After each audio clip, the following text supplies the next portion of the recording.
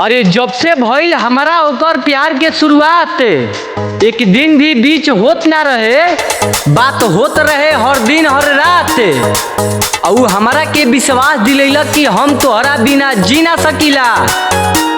और भाई अपन गांव के लड़का से दिल लगा के हमार पीठ पीछे कैला घात। जियो कौन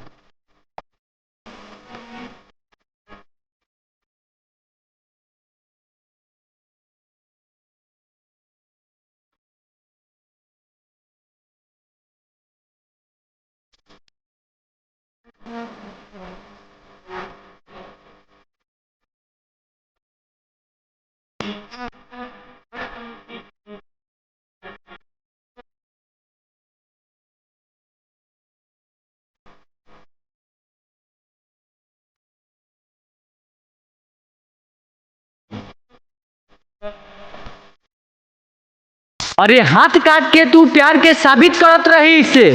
ना जाने लड़की रहीस कौना किस्म के।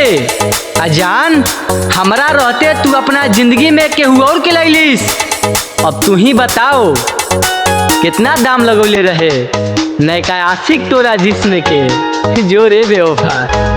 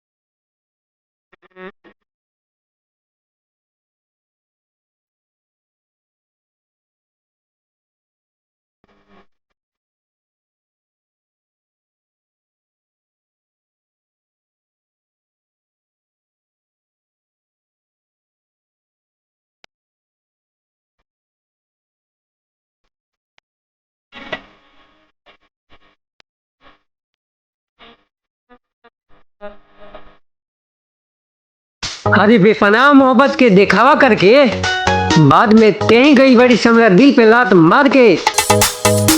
हाँ तोरा बड़ा घमंड रहे अपना नहीं कहे यार पे।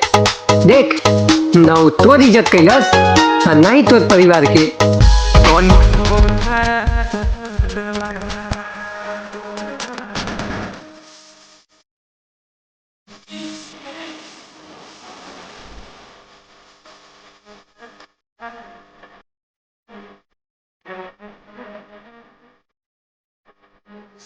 अब जाए दो ओकर जान लेबो का।